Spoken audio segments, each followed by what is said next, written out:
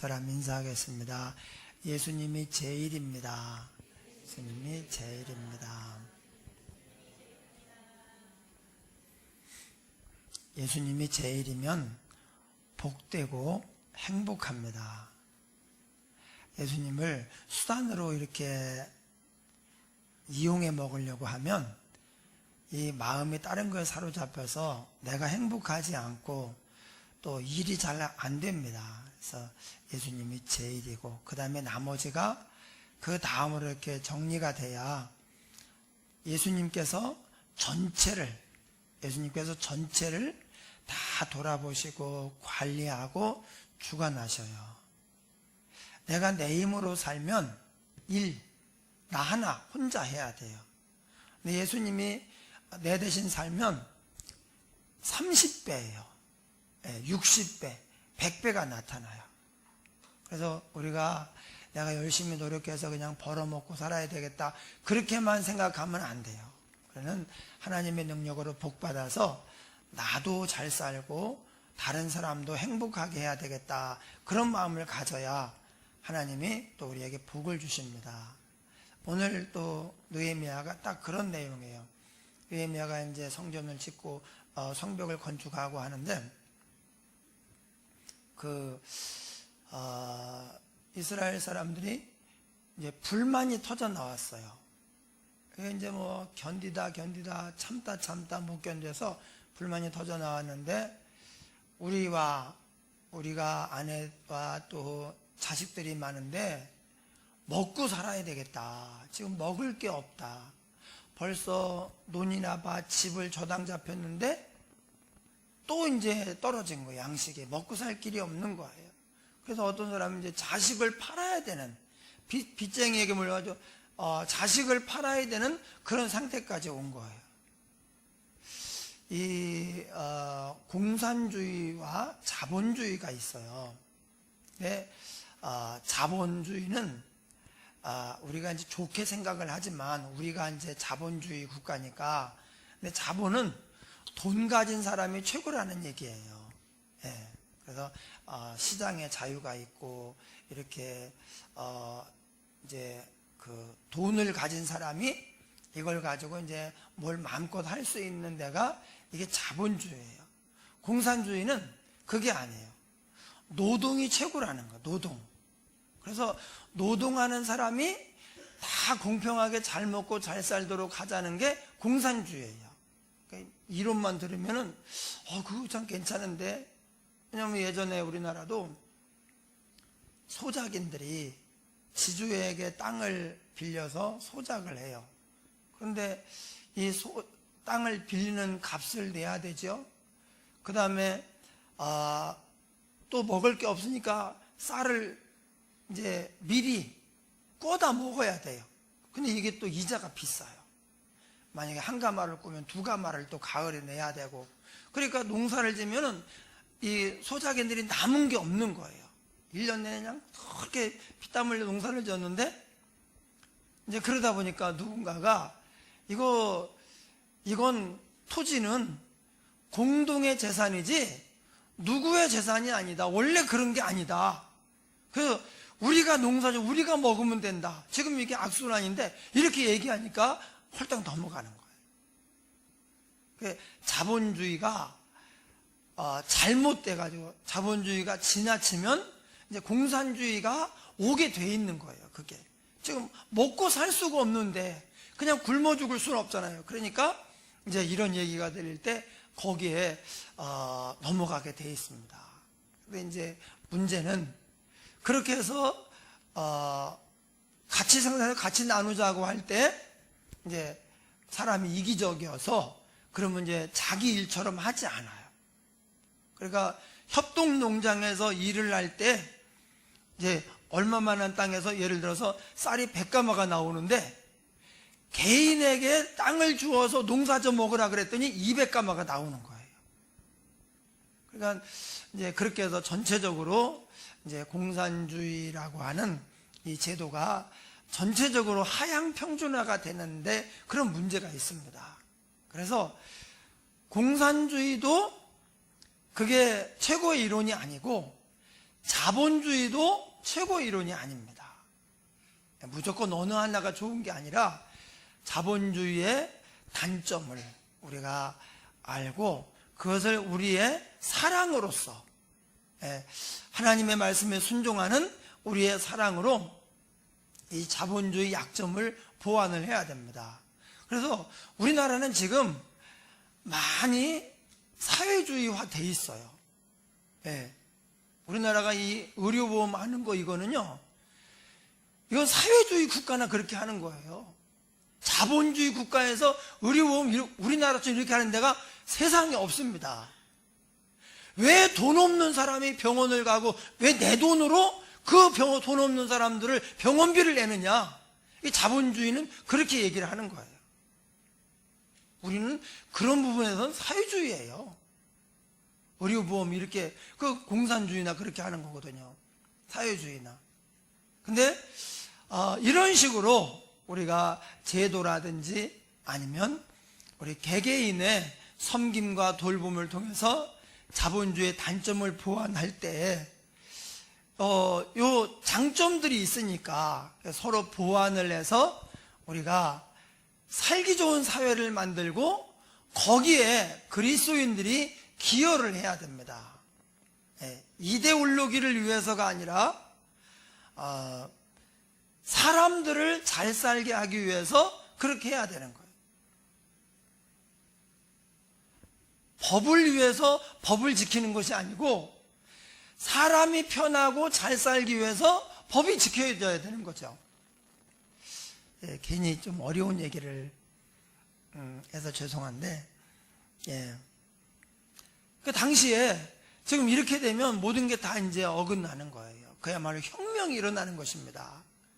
먹고 살 수가 없고 나중에 보니까 빚을 주고 고리대금을 뜯어먹으면서 이 사람들을 못 살게 하는 사람이 귀족과 민장들이에요.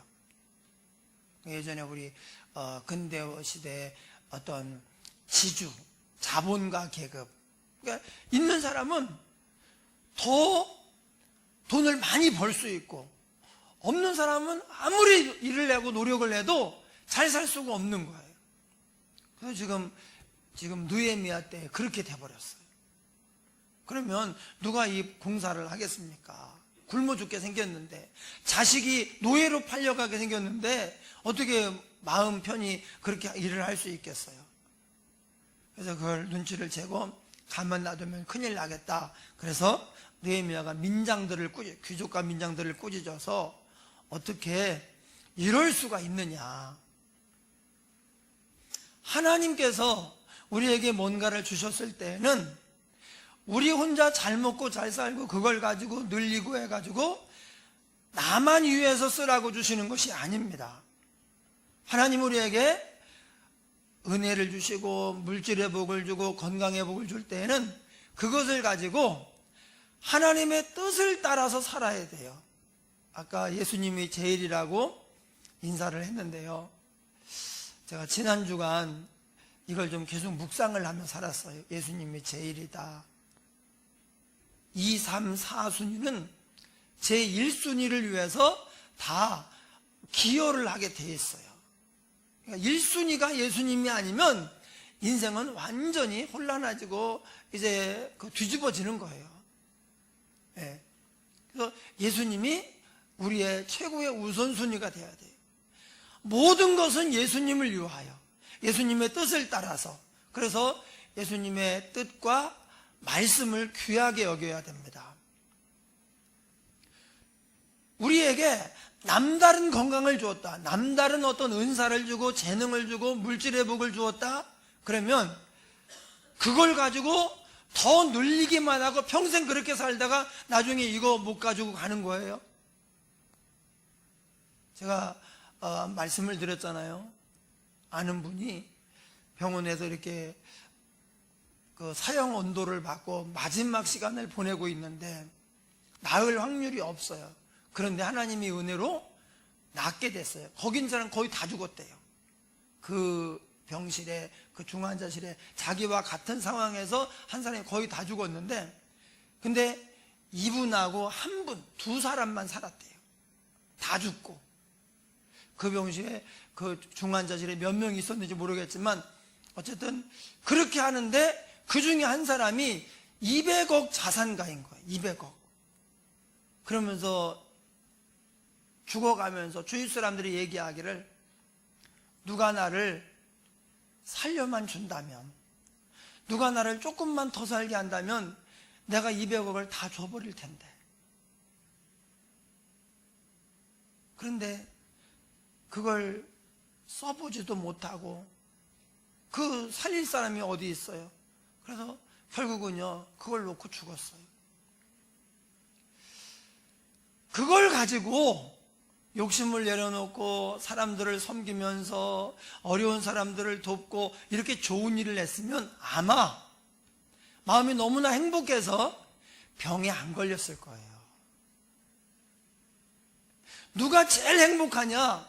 여러분, 나누어 주면서 사는 사람, 섬기며 사는 사람이 행복합니다. 예. 나를 위해서 사는 사람이 행복하지 않습니다. 제가 많이 봤어요. 자기 행복만을 위해서 사는 사람. 그래서 모든 걸 자기 행복만을 위해서. 그러니까 그렇게 협조를 안 하니까 막 미워하고 원망하고 짜증내고. 근데 그런 사람은 계속 불행해지더라고요. 그런데 나는 됐고 내가 내 옆에 있는 사람들을 행복하게 해야 되겠다. 하나님 나한테 이런 은혜를 줬는데 내가 이걸 사용해서 사람들을 기쁘게 해야 되겠다. 복되게 해야 되겠다. 그런 사람이요 최고로 행복합니다. 왜냐하면 그런 사람은 기쁨의 근원이신 하나님이 그와 함께 하거든요. 할렐루야. 예수님을 제일로 모시고 사는 사람은 인생이 무엇을 위해 살아야 되는가를 깨달은 사람이에요. 그걸 모르면 제일로 모시고 사는 그 뜻이 뭔지도 모르는 거예요. 예수님이 내가 어떻게 살기를 원하실까? 그래서 아브라함에게 하나님이 내가 내게 복을 주어 쭉 말씀하시더니 마지막에 뭐라고 말합니까? 지금은 좀 바뀌었는데 옛날에는요 복의 근원이 될지라 그랬어요. 근데 원래 복의 근원은 하나님만 복의 근원인데, 근데 히브리서 내용은 그런 내용이에요. 근데 이걸 성경을 번역하는 요번에 새로 개혁을 하면서 하나님만 복의 근원인데 아브라함한테 복의 근원이라고 하면 이거 어떻게 되느냐? 그래서 그냥 너는 복이 될지라 그랬는데 저는 옛날 번역이 맞다고 생각해요. 왜냐? 내가 살고 있는 사람들, 나와 함께 살고 있는 사람들, 내가 살고 있는 시대 내 옆에 있는 모든 사람들에게 내가 하나님의 복의 근원이 되는 거예요. 나를 통해서 행복해지고, 나를 통해서 도움을 받고, 나를 통해서 일어나고, 나를 통해서 잘되고 복받고, 그럼 내가 복의 근원이 되는 거죠. 아브라함에게 마지막으로 주신 축복이 너는 수많은 사람들과 민족들에게 복의 근원이 될 것이다. 할렐루야. 내가 아무리 많이 가지고 있어도 이기심, 욕심에 사로잡힌 사람은요 만족이 안 돼요. 네. 아무리 많이 가져도 더 많이 가지고 싶어요. 9억 가진 사람은 빨리 1억 더해서 10억 채워야 되는데 10억까지 쭉 가다가 90억 됐잖아요. 10억만 채워서 빨리 100억 만들고, 900억 까지면 진짜 더 바랄 게 없잖아요. 900억. 근데 빨리 100억 채워가지고 1000억 되고 싶은 게 인간의 마음이에요. 네. 욕심은 끝이 없습니다. 그러니까 귀족과 민장들은 이미 그 사회에서는 지배계층이고 유지들이거든요. 잘 살거든요. 근데 더 잘 살려고 어떻게 하느냐? 가난한 사람들에게 비싼 이자를 띄면서 곡식을 빌려주고요. 밭과 집과 이런 것들을 저당 잡아. 예. 그래가지고 못 갚으면 그걸 뺏어버리는 거예요. 그리고 이제는 아무것도 없어. 그러면 네 자식을 노예로 팔고 그 돈을 나한테 가져라. 귀족과 민장들, 하나님을 섬기는 백성 가운데 하나님이 복을 주고 지도자로 세운 사람들이 백성들의 고열을 빨아먹는 탐관오리처럼 그렇게 하고 있었어요. 왜 이럽니까? 내가 무엇을 위해 살아야 되는지를 몰라서 그래요. 하나님이 나한테 왜 이런 것을 주셨는지를 몰라서 그래요. 그러니까 자기도 불행하고 또 그 옆에 있는 사람들은 뺏어가니까, 수탈을 해가니까, 그러니까 또 불행하고 이렇게 되는 거예요. 네. 따라합니다. 행복은 같이 가는 것이다. 네. 여러분이 가치의 가치를 알아야 돼요. 앞에 가치는 티귿, 뒤에 가치는 가치. 이거 엄청 훌륭한 말인데 별로 감동을 안 받네. 가치의 가치. 네. 함께 행복해야 진짜 행복한 거예요. 다 불행하고 고통스러운데 나만 괜찮다, 그래서 나는 비교적 괜찮네, 그것은 행복이 아닙니다. 그러니까 여러분, 남이 알아줘야 행복한 것은 참된 행복이 아니에요. 그럼 집에 아주 비싼 거 멋있는 거 막 원목으로 사다 놓고 이렇게 하면 그거 보고 혼자 즐거워할 수도 있지만, 누가 와서 이야 세상에 진짜 앤틱하니, 이야 진짜 이렇게 하면서 막 칭찬을 하고 감탄을 하고, 이거 많이 돈 좀 줬겠는데 막 이럴 때 기쁘다, 그거는요 참된 행복이 아니에요.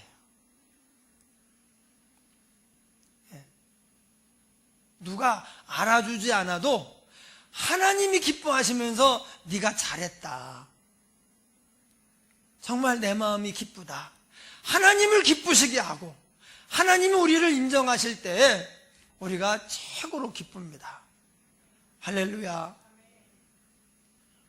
그러니까 지금 이제 이때 이렇게 말할 수 있어요. 내 돈 가지고 내가 하고, 아니 저 먹기 싫으면 그만둬. 쌀 안 꺼가려면 꺼가지 마. 누가 꺼가라고 사정했냐? 너 아니라도 지금 더 이자 주면서 돈 빌리는 사람 많아. 이렇게 하면서 내 돈 가지고 내가 하는데 누가 뭐라고 해, 이렇게 말할 수 있어요. 근데 그것은 하나님의, 나를 향한 하나님의 의도가 무엇인지를 까맣게 잊어버리는 거예요.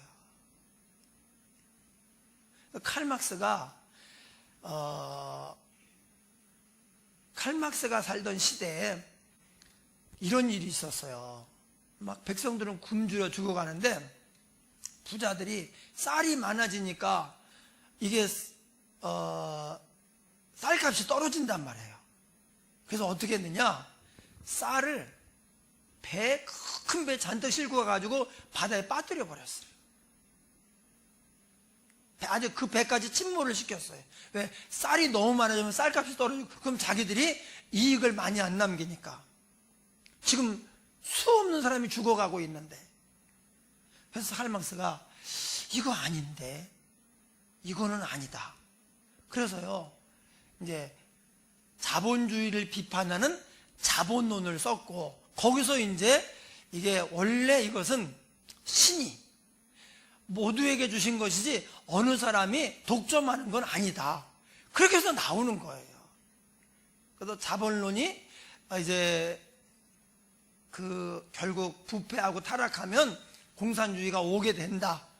그래서 이제 온 세상이 공산주의가 될 것이다 그랬는데, 만약에 자본주의가 타락하면 그렇게 되죠. 근데 자본주의가 이제 수정 자본주의라고 해서 그 중간에 이런 복지제도도, 이건 다 사회주의 하는 거야. 복지제도, 동서면서 이 사회복지사들이 하는 거, 이거 전부 사회주의가 하는 거예요. 원래 순수한 자본주의는 왜 내 돈 가지고 너 남의 그런 일 하느냐? 돈 없으면 굶어 죽어야지. 돈 없는 사람이 왜 병원을 다녀? 저 중학교 못 가는데 그 이장 이장한테 학교에서 그냥 요식행위로 이장한테 도장 받아오라고, 집이 가난하다는 도장 좀 받아와라. 그래가지고요, 이장한테 그 도장 받으러 갔어요. 왜냐하면 도장만 받아오면 학교에서 극빈자 장학생으로 해서 공부를 시켜주겠다는 거예요. 돈이 없어 중학교를 못 갈 형편이니까. 근데 그 이장이요, 뭐라고 했느냐? 왜 가난한데 학교를 가느냐? 이게 완전 자본주의에 그 사람이 물들어 있더라고. 그때는 이제 뭐 자본주의니 뭐 그런 것도 몰랐지만, 그냥 공장 다녀. 빨리 해서 돈 벌어가지고 해야지. 왜 가난한 놈이 학교를 가려고 그래. 돈도 없으면서 이 창피하게. 그 이장이 이름도 안 잊어버려. 200원. 그 형이 2,000원. 확실히 모르겠어요. 그런 것 같아. 200원. 동생은 20원인지. 참. 그러니까 여러분, 나중에 만약에 내가 그래서 학교를 못 갔다 그러면 곱게 보겠습니까? 그래서 아유, 잘됐다. 야, 진짜 학교에서 그렇게 한다니 너무 잘됐다. 어떻게 좋은 기회를 너 복받았다. 그리고 흔쾌히 찍어줘야죠. 근데 자본주의는 그게 아니에요. 자본주의는 돈 없는데 왜 가려고 해요? 돈 없으면 하지 마. 그거거든요. 미국도 돈 없으면 치료 못 받아요. 그래서 미국에 간 우리 교포들이 거기서 치료받기가 너무 비싸니까 우리나라에 와서 막 이런 거 치료받고 그러잖아요. 우리나라가 의료복지는 세계에서 최고예요. 네. 감사한 줄 아셔요? 예. 근데 이 사람들의 잘못이, 하나님이 나한테 많은 물질을 주고 지위를 주고 했을 때 이것을 가지고 어려운 사람 섬기고 먹이고 그들에게 하나님의 사랑을 깨닫게 해라. 애가 노예로 팔려가고 굶어 죽어가고 이러면은 누가 행복할 수 있고 그런 사회가 제대로 돌아가겠습니까? 그러니까 혁명이 일어나는 거예요, 결국은. 그래서 형제는 이익의 대상이 아닙니다. 네, 형제, 내 옆에 있는 형제들은 내가 이들을 통해서 이익을 보려고 하는 게 아니라 섬김의 대상이에요. 낮에 하나님은 우리의 섬긴 것과 지금도 섬기고 있는 것을 잊지 않으신다고 하셨죠. 왜 그러냐? 하나님이 기억하는 건 중요한 거예요. 우리가 3만원짜리 밥을 먹었는지 4,500원짜리 밥을 먹었는지는 하나님이 기억하지 않아요. 그건 중요한 게 아니니까. 그런데 하나님이 우리를 보실 때 중요한 게 뭐냐? 사랑이거든요. 사랑. 하나님을 사랑했는가? 이웃을 사랑했는가? 섬김은 뭡니까? 사랑이 구체적으로 나타난 행동이 섬김이거든요. 섬김을 받으려고 하지 말고 섬기려고 해야 돼요. 근데 우리 본성은 어떻게 됩니까? 섬김을 받을 때 기분이 좋아요. 그러니까 섬김을 받는 게 좋은 거라고 생각을 해요. 근데 하나님은 섬김을 받는 걸 좋다고 말씀하시지 않고 섬기는 것을 좋다고 말씀하셔요. 우리가 섬기는 사람으로 살아야 됩니다. 저와 여러분이 남보다 더 가진 게 있습니다. 우리는 이제 섬길 때 물질만 생각하는데 물질보다 더 큰 자산이 사실은 믿음이고, 또 하나님 우리에게 특별히 주신 게 사랑입니다. 믿음, 소망, 사랑, 이건 영원히 있는 거예요. 세상 것은 없어져요. 건강, 귀한 거죠. 물질도 중요합니다. 어떤 재능이나 능력도 중요합니다. 그런데 그런 것은 언젠가는 다 시들시들해지고 없어져요. 나이 먹어보면 이제 나이 들어서 이제 그 세월 많이 가면 다 약해지고 병들고 안 아픈 데가 없고요. 다 그렇게 돼요. 그래서 우리는 그렇게 됐을 때 슬프다 그런 마음을 가질 필요 없어요. 예. 최장로님이 그냥 안 아픈 데가 없대. 왜 그런지 모르겠대. 저는 알거든요. 왜 그런지. 세월이 많이 흘러서 그래. 그런데 전신이 안 아픈 데가 없다. 이거 감사한 일이에요. 세상에 어떤 사람은 30대인데 30대 한 중후반 됐을까? 근데 한 군데가 아파가지고 죽었어요. 다 멀쩡해. 다 막 진짜 건강한데 한 군데가 안 좋아. 폐가 안 좋아. 폐. 그래가지고요 폐암 말기로 죽었어요. 그래서 이 안 아픈 데가 없다는 것은 그래도 골고루 망가진 거예요. 골고루 끝까지 잘 써가지고 골고루 다 멀쩡한데 한 군데 아파가지고 얼마나 아까워. 나머지가 아까운 게 없어. 예를 들면 그렇잖아요. 우리가 다 써먹고 그냥 나이들 그렇게 잘 써먹고 야 저제 골고루 망가졌네. 하나님의 은혜네. 그래야 돼요. 그 진짜 그렇게 생각해야 된다니까. 예.